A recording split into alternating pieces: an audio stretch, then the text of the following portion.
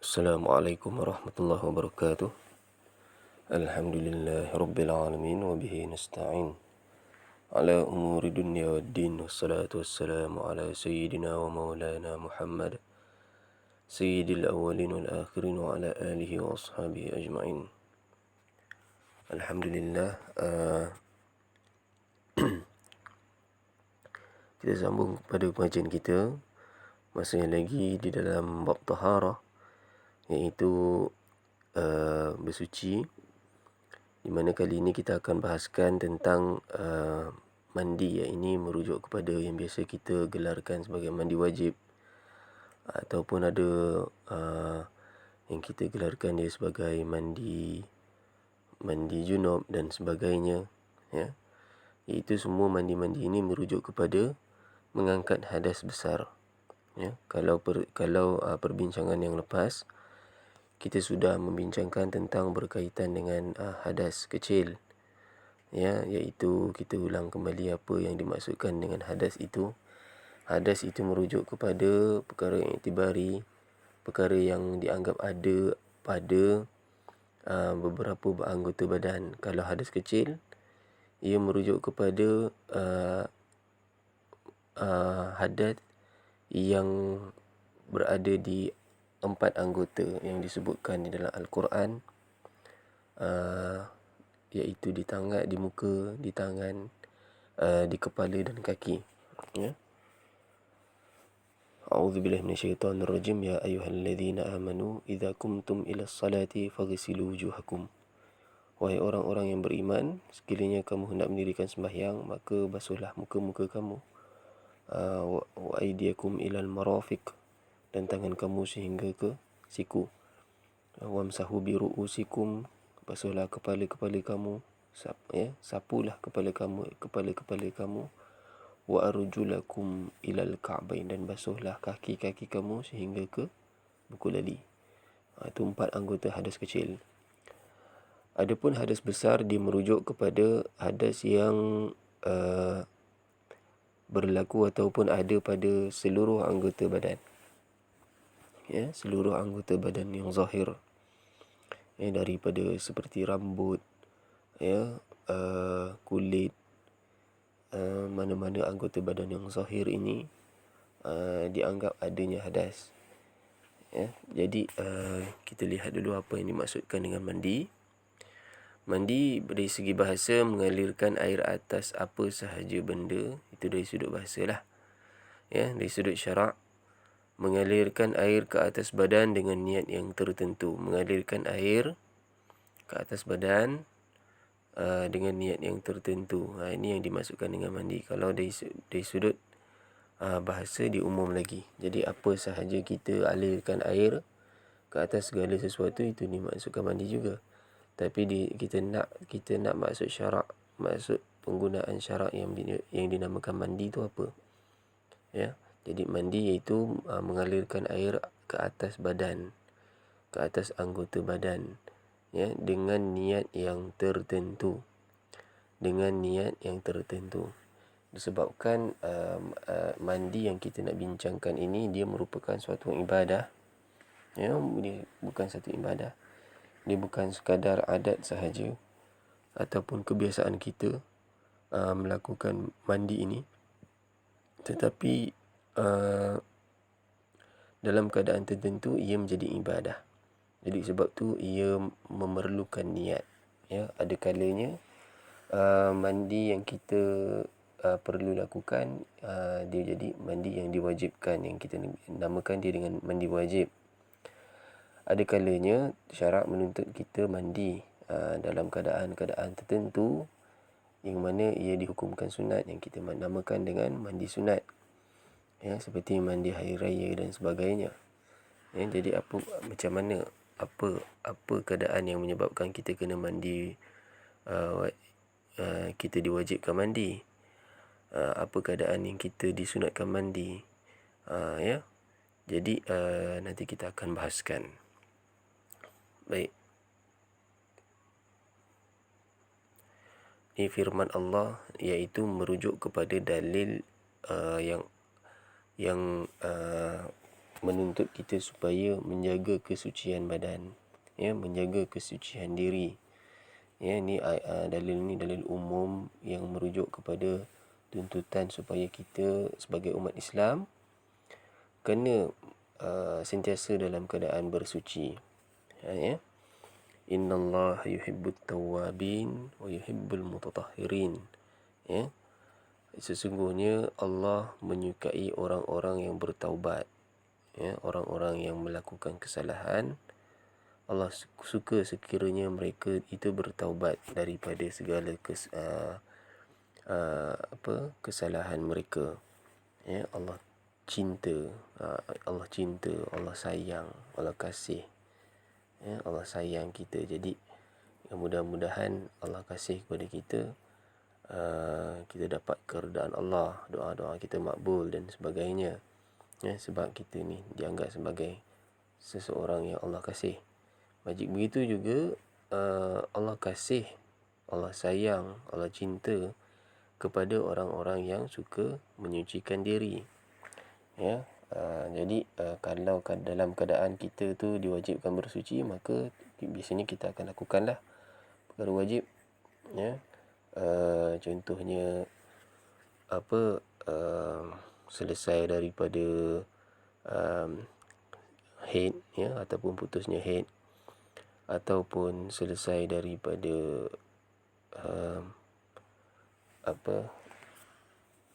contohnya bersama antara suami dan isteri, maka diwajibkan ke atas kita mandi, iaitu mandi hadas, iaitu mandi wajib.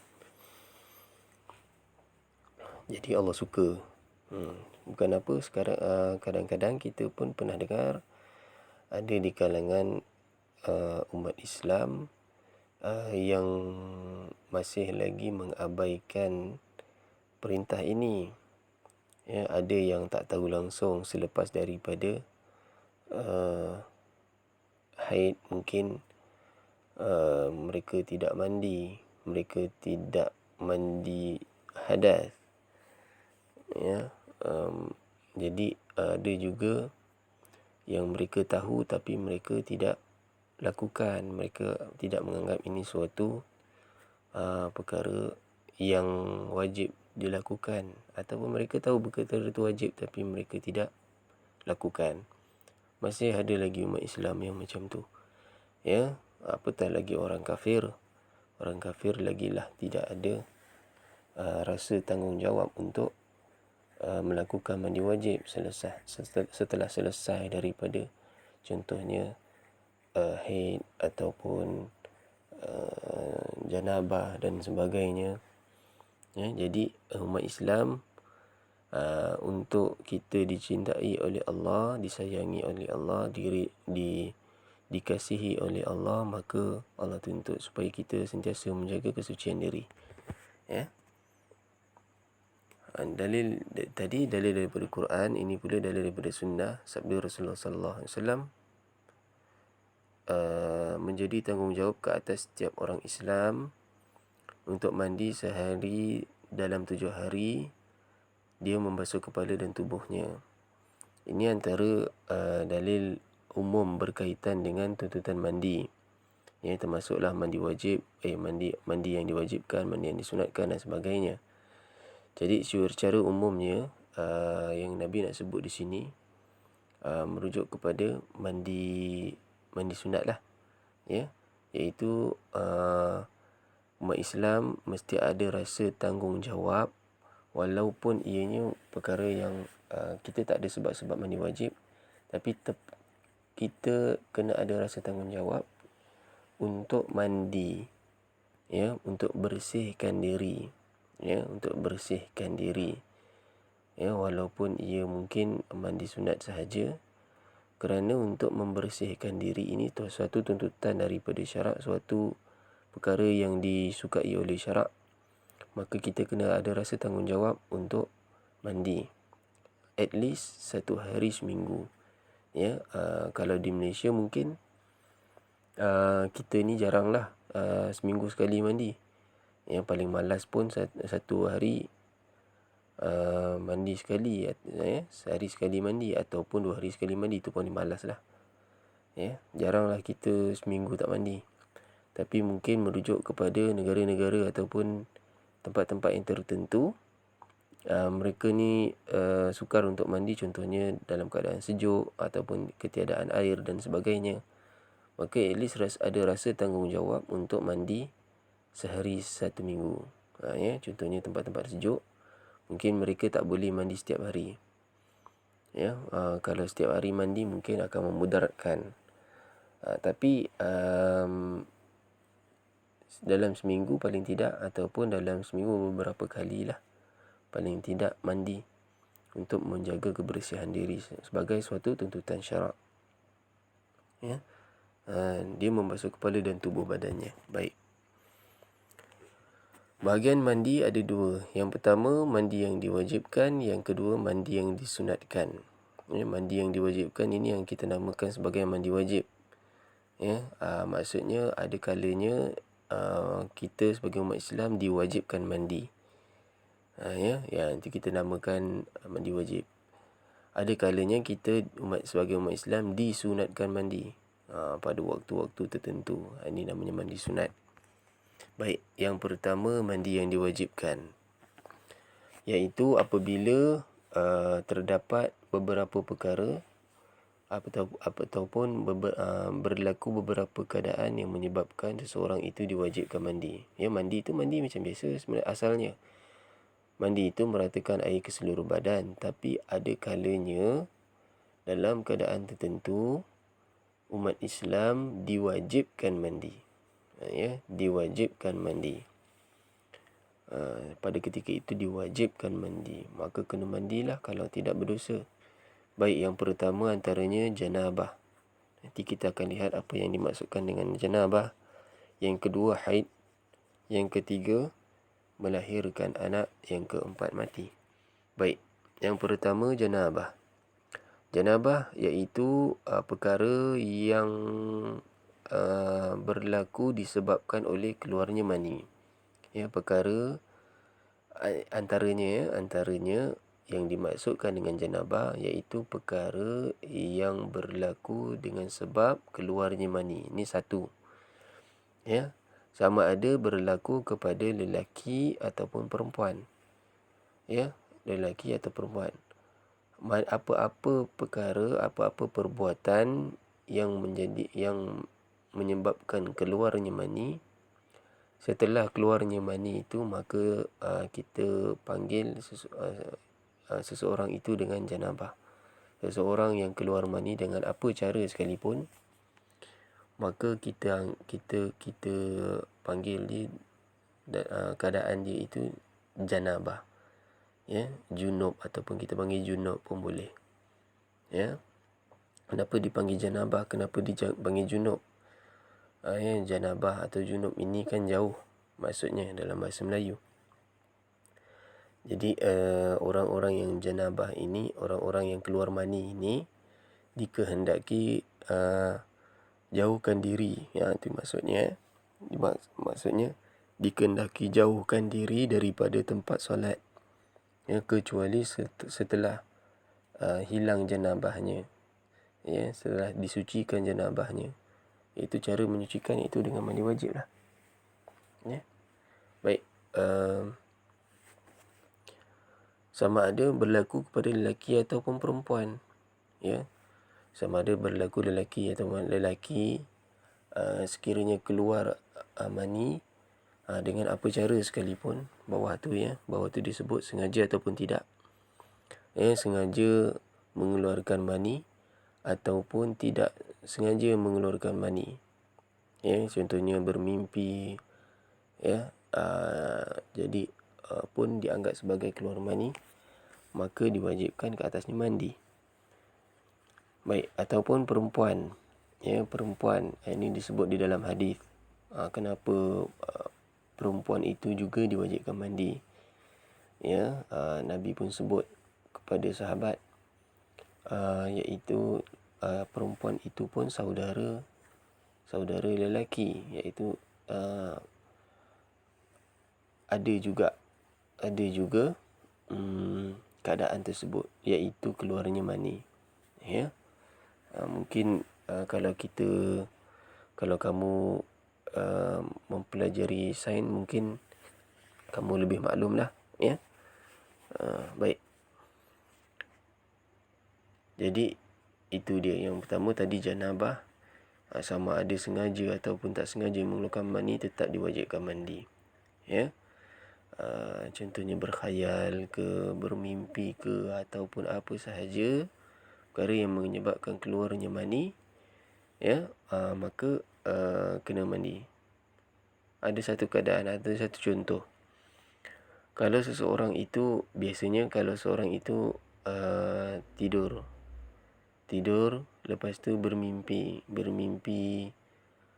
bersetubuh, kemudian dia keluar mani. Setelah dia terbangun daripada tidurnya, maka dia nampak kesan mani pada tubuh badan ataupun pakaian.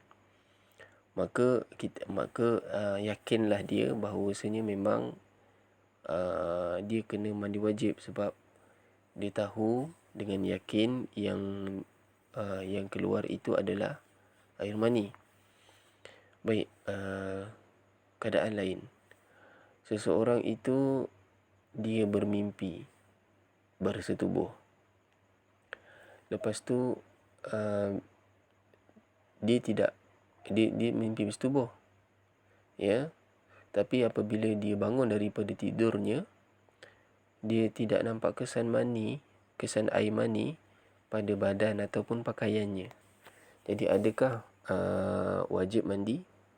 Kalau keadaan pertama tadi, dia mimpi, lepas tu dia mimpi bersetubuh, lepas tu dia keluar mani dan ada kesan mani setelah dia bangkit daripada tidur, maka wajib mandi. Yang kedua ni, dia bermimpi bersetubuh, tapi bila dia bangun tidak ada kesan mani pada tubuh ataupun pakaiannya, maka adakah wajib mandi? Jawapannya tak wajib, sebab tiada kesan mani, maksudnya tidak yakin, tidak ada bukti ataupun tidak yakin bahawasanya memang keluar mani, walaupun mimpinya itu mimpi yang bersetubuh, ya, sebab syarat dia itu keluar mani. Keadaan yang ketiga, seseorang itu dia tidak bermimpi bersetubuh, ataupun dia mimpi lain lah, ya. Dia mimpi lain, dia mimpi bawa kereta ke, dia mimpi memancing ke, ya. Tapi bila dia bangkit daripada tidur, ada kesan mani pada badan ataupun pakaiannya. Jadi perlu mandi ataupun tidak? Jawapannya perlu mandi, ya. Sebab penyebab kepada mandi wajib itu adalah keluarnya mani. Tak kisahlah sengaja ataupun tak sengaja, kita ingat ke tidak mimpi kita dan sebagainya, maka tetap dianggap wajib mandi. Okey, baik. Yang kedua, bersetubuh walaupun tanpa keluar air mani. Yang kedua, bersetubuh, iaitu orang yang janabah, iaitu seseorang yang bersetubuh dengan seorang lelaki bersetubuh dengan seorang perempuan, seperti suami isteri dan sebagainya, walaupun tanpa keluar mani, ya, maka wajib mandi, ya. Apabila kemaluan bertemu kemaluan, maka diwajibkan ke atasnya mandi. Yang baik lelaki dan perempuan, baik yang berlaku ke atas lelaki ataupun perempuan, maka kedua-duanya wajib mandi. Mandi apa? Mandi wajib ataupun mandi junub, ya, ataupun mandi hadas besar. Baik. Perkara-perkara yang diharamkan disebabkan janabah. Perkara-perkara yang diharamkan disebabkan junub tadi, iaitu keluar mani ataupun bersetubuh, sekiranya mereka belum mandi lagi. Ini dimaksudkan perkara-perkara yang diharamkan disebabkan janabah. Bila seseorang itu keluar mani, dia belum mandi, dia tak mandi lagi, ataupun dia bersetubuh dan dia tak mandi lagi, maka apa perkara yang dia tak boleh buat? Apa yang diharamkan oleh syarak untuk dia lakukan? Disebabkan dia belum mandi wajib, disebabkan dia belum hilangkan hadas di dalam pada badannya. Iaitu yang pertama, solat. Sebab tu namanya janabah, ataupun namanya junub, iaitu jauhkan diri daripada tempat solat, tak boleh solat. Maka kalau setelah pada waktu itu dah masuk waktu solat, bukanlah dimaksudkan dia dengan apabila diharamkan dia daripada melakukan solat, bukanlah dimaksudkan dengan dia terlepas daripada tanggungjawab solat? Tak. Maksudnya dia kena segera mandi. Maksudnya dia kena segera menyucikan diri, ya, dengan mandi wajib. Contohnya dia bersetubuh dengan suami isteri pada suatu malam, kemudian dia tertidur, kemudian sudah masuk waktu subuh, maka dia tak boleh pergi solat disebabkan dia ada junub, dia ada janabah, dia ada hadas pada anggota badan dia. Ya. Tapi solat subuh itu masih lagi diwajibkan ke atasnya. Tapi cumanya tak boleh buat pada waktu itu sebab ada halangannya iaitu hadas. Jadi dia kena segera hilangkan hadasnya untuk melaksanakan perkara wajib sembahyang subuh itu. Itu yang dimaksudkan dengan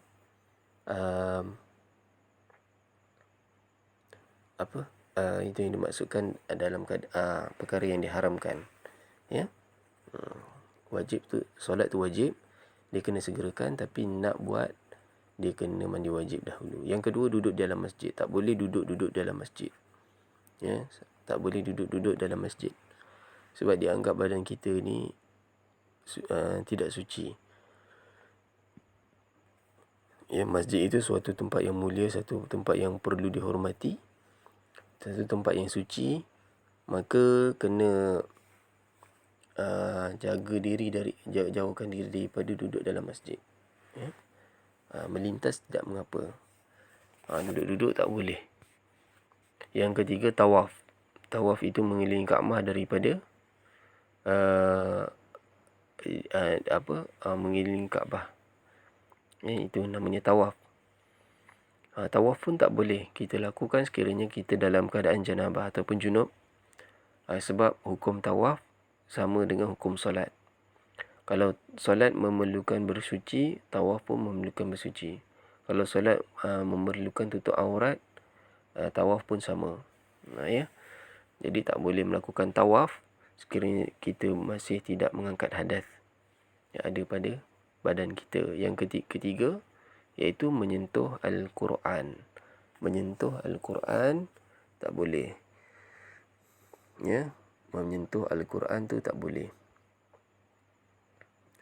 Sebab dalam Quran sebut sendiri, la yamassuhu illa al-mutahharun, la yamassuhu illa al-mutahharun. Ya, tidak boleh kita tidak boleh kita menyentuh apa? Menyentuh Al-Quran lah. Illa al-mutahharun, kecuali bagi orang-orang yang bersuci. Ya. Baik membaca Quran tu dengan maksud tilawah, tapi dengan maksud doa ataupun zikir dan sebagainya tak ada masalah. Baik. Yang kedua, haid. Perkara yang diwajibkan ke atas kita mengangkat hadas iaitu haid. Ya, perkara yang perlu kita mandi, diwajibkan ke atas kita mandi, antaranya haid. Jadi haid ni apa? Darah tabi'i, iaitu semula jadi dan normal yang keluar daripada pangkal rahim perempuan selepas ibalik. Jadi haid ini adalah suatu darah yang keluar daripada pangkal rahim seorang perempuan. Ini antara salah satu kepada tanda-tanda baligh bagi seseorang perempuan. Ya, darah ni ada banyak. Darah haid, darah nifas, darah wiladah, darah istihadah dan sebagainya. Jadi kita mempunyai kesemua darah ini mempunyai hukum-hukum yang tertentu, hukum-hukum khusus. Jadi kita kena belajar juga. Ya, bagi lelaki dia kena belajar sebab mungkin nanti dia akan berkahwin. Maka dia kena tahu hukum-hukum yang berkaitan dengan haid yang berlaku ke atas isterinya. Ya, bagi perempuan apatah lagi sebab darah haid ini memang berlaku ke atasnya. Baik, dia ada darah normal tabi'i, ya, iaitu darah yang berlaku kepada seseorang yang baligh, ya, yang berlaku di pangkal rahim. Ya. Baik, tempoh haid paling pendek 1 hari 1 malam. Ya, paling lama 15 hari 15 malam, iaitu merujuk kepada kalau kita nak lihat, kita nak tentukan darah yang keluar daripada pangkal rahim, darah yang keluar daripada rahim perempuan itu, pangkal rahim perempuan itu, darah haid ataupun bukan. Ya, sebab kita sebutkan tadi darah haid, darah ada banyak. Darah ada banyak.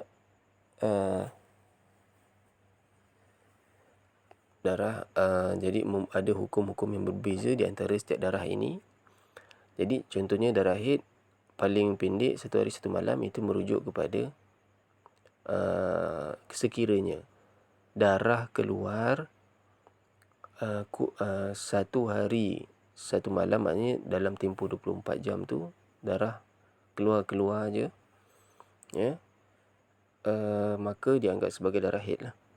Tapi kalau darah tu dia tidak keluar dalam sekitar 24 jam, contohnya dia keluar sekali sahaja, sekali dia keluar, katalah pada pukul 10 pagi, ya, dia keluar. Lepas tu dalam tempoh 24 jam tu tak keluar lagi lah. Selepas daripada keluar yang kali pertama tu tak keluar, itu tidak dinamakan sebagai darah haid. Itu dinamakan sebagai darah penyakit ataupun darah istihadah. Apa beza darah haid dengan darah istihadah? Darah haid, hukum dia kena mandi wajib sekiranya selesai keluar darah. Adapun darah istihadah tak perlu mandi wajib. Darah haid tak wajib solat. Adapun darah istihadah wajib solat. Jadi itu antara perbezaan hukum yang berlaku di antara jenis-jenis darah. Yang paling lama iaitu 15 hari 15 malam. Paling pendek 1 hari 1 malam. Paling lama 15 hari 15 malam.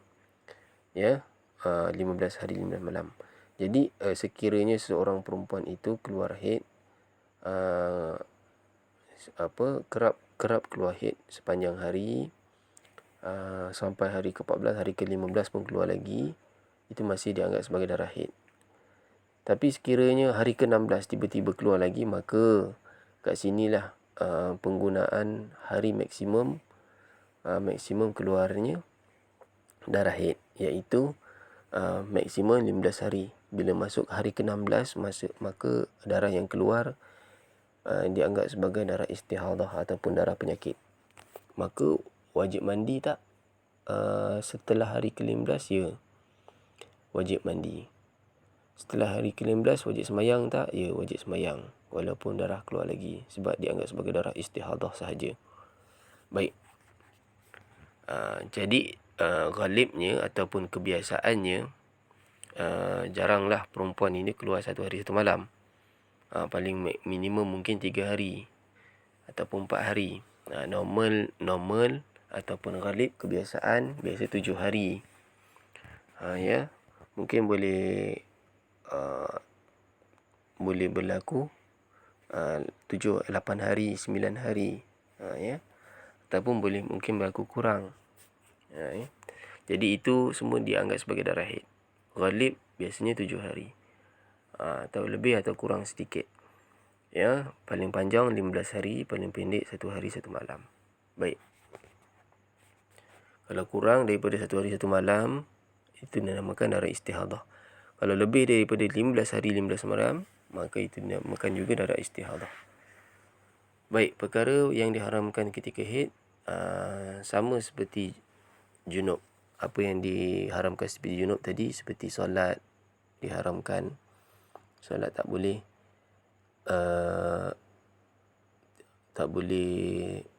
duduk dalam masjid, melintas tak apa, dengan syarat meyakini tidak mengotori masjid, tidak boleh tawaf, tidak boleh baca Quran, tidak boleh memegang Al-Quran. Ya, sama. Tapi bezanya, haid ini dalam bab solat langsung tak wajib. Ya, langsung tak wajib. Bukan setakat diharamkan solat saja pada waktu itu, tetapi tak wajib solat setelah selesai daripada habis haid. Adapun junub tak. Janabah diharamkan solat pada waktu itu sebab junub itu, tetapi wajib tetap dilakukan dengan segera, iaitu dengan melakukan mandi hadas, mandi junub. Ya, Tak boleh ditinggalkan. Kalau tinggalkan setelah selesai daripada waktunya, maka kena qada. Baik, puasa. Puasa boleh. Ya. Puasa tak boleh. Solat tak boleh, puasa pun tak boleh bagi orang yang haid. Dia puasa juga, dia niatkan puasa juga, maka perbuatan itu haram. Maka tak boleh. Baik, yang ketiga, bergaul dengan isteri. Ya, bagi seseorang suami yang isterinya kedatangan haid, maka kena jauhkan diri daripada, ataupun kita panggil dilarang sama sekali untuk bersama dengan isteri, bersetubuh dengan isteri. Ya. Sama juga seorang isteri, apabila tahu dia kedatangan haid, maka dia kena jauhkan diri daripada bersama dengan ataupun bergaul dengan suami. Perkara tersebut haram. Baik, yang ketiga iaitu beranak. Beranak ini merujuk kepada bersalin lah, ya, keluarnya anak. Hukumnya seperti junub. Kenapa beranak ini wajib mandi? Sebab hukumnya sama seperti junub. Hukumnya sama seperti orang yang keluar mani. Sebab keluarnya anak dianggap seperti keluarnya mani daripada tubuh badan ataupun kemaluan. Jadi itu antara sebab kenapa orang yang beranak itu kena mandi. Baik, dia bukan wajib mandi sebabkan nifas. Dia wajib mandi sebab beranak tu. Nifas lain. Nifas pun memang wajib mandi. Tapi nifas wajib mandi kerana keluarnya darah nifas. Ya, beranak ni wajib mandi sekiranya disebabkan keluarnya anak. Ya. Jadi dia macam ni. Contohnya, seseorang itu beranak. Ya, seorang itu beranak. Lepas tu katalah selepas dia beranak, kata ni contoh. Lepas dia beranak, darah nifas tak keluar. Biasanya nifas ni keluar setelah seseorang perempuan itu bersalin. Tapi dalam tempoh dia beranak, lepas tu dia keluarkan anak. Lepas daripada anaknya keluar, tidak ada darah nifas. Tidak ada darah nifas yang mengiringi anak tersebut. Jadi adakah dia wajib mandi? Adakah dia wajib mandi? Dia kena faham bahawasanya seorang itu antara sebab diwajibkan mandi sebab dia nak solat. Ya. Antara sebab kenapa diwajibkan mandi wajib, iaitu sebab seseorang tu nak solat. Contohnya kita dalam keadaan junub ke, dalam keadaan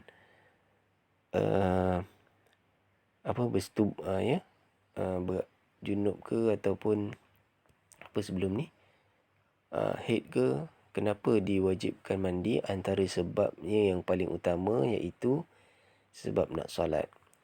Jadi orang yang beranak ni, dia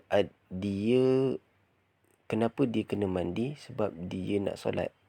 Antara sebab utama tu, kenapa dia kena mandi? Sebab dia nak solat. Jadi katakanlah dia selesai beranak, lepas tu dia tak keluar darah haid, tak keluar darah nifas. Dalam beberapa waktu. Contohlah, masa dia beranak tu pukul 7. Dia beranak tu pukul 7 petang. Lagi beberapa minit saja nak waktu maghrib. Tapi setelah tempoh beranak itu, selepas dia beranak tu, masuk waktu maghrib dah. Lepas tapi namun kat sini dia tidak ada darah nifas yang keluar. Mungkin sehari ataupun 2 hari darah nifas tak keluar. Jadi adakah waktu maghrib tu dia wajib sembahyang? Dia tetap wajib sembahyang. Tetap wajib sembahyang. Kalau ditinggalkan sembahyang pada waktu tu, katalah dia tak mampu nak sembahyang, contoh sakit ke ataupun dan sebagainya, implikasi daripada lahirnya anak tadi, maka sembahyang yang ditinggalkan pada waktu itu kena qada. Ya, kena qada. Yang tidak diwajibkan sembahyang ni dua keadaan saja. Yang pertama haid, yang kedua nifas. Ini kita cerita sekiranya darah nifas tak keluar, ni contoh sahaja. Tapi kebiasaan darah keluar selepas daripada beranak. Jadi sebab tu kebanyakan perempuan tak sembahyang disebabkan darah nifas tersebut. Sebab darah nifas tu biasanya keluar tak lama lepas beranak, lepas tu dia keluar. Ataupun selepas dia beranak je dia keluar terus.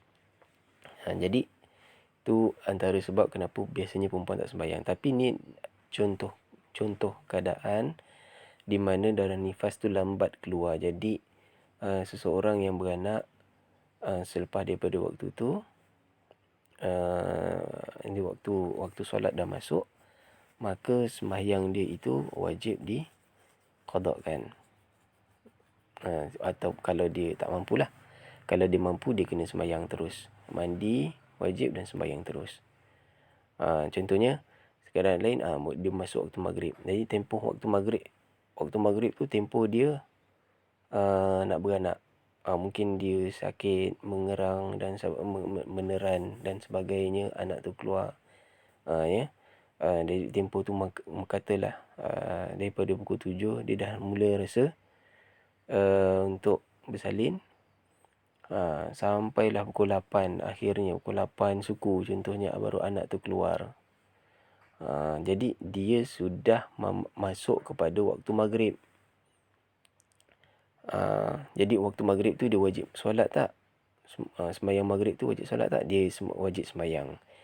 Sebab pada waktu tu tidak ada halangan dia untuk sembahyang. Tidak ada halangan syar'i maksudnya. Tidak ada halangan syar'i, bukan haid, bukan nifas. Lepas dia pukul 8 suku tu anak tu keluar, lepas tu buat selang beberapa minit mungkin darah nifas keluar, barulah dia tak boleh sembahyang. Tapi masalahnya dia ketika waktu maghrib tu masuk, dia tidak ada halangan syarak untuk sembahyang. Jadi dia kena sembahyang. Maka wajib ke atas dia sembahyang maghrib itu. Cumanya pada waktu tu dia tak mampu, dia dalam keadaan kesakitan. Maka dia perlu, kalau dia tak mampu segerakan, maka dia kena qada. Katalah setelah daripada 8 suku tu, ataupun selang beberapa minit daripada dia beranak, terus darah nifas keluar. Darah nifas keluar, lepas tu masuk waktu isyak. Maka isyak tu tak wajib qada, tak wajib sembahyang. Jadi maghrib tadi pula dia tak sempat nak sembahyang sebab dalam keadaan sakit. Maka maghrib tadi tu dia kena qadakan setelah waktu nifas tamat. Okey, baik. Nifas iaitu darah yang keluar setelah keluarnya anak. Hukumnya seperti keluar haid. Nifas hukumnya sama seperti haid. Iaitu apa yang tak boleh diharamkan ketika haid, maka diharamkan juga ketika nifas.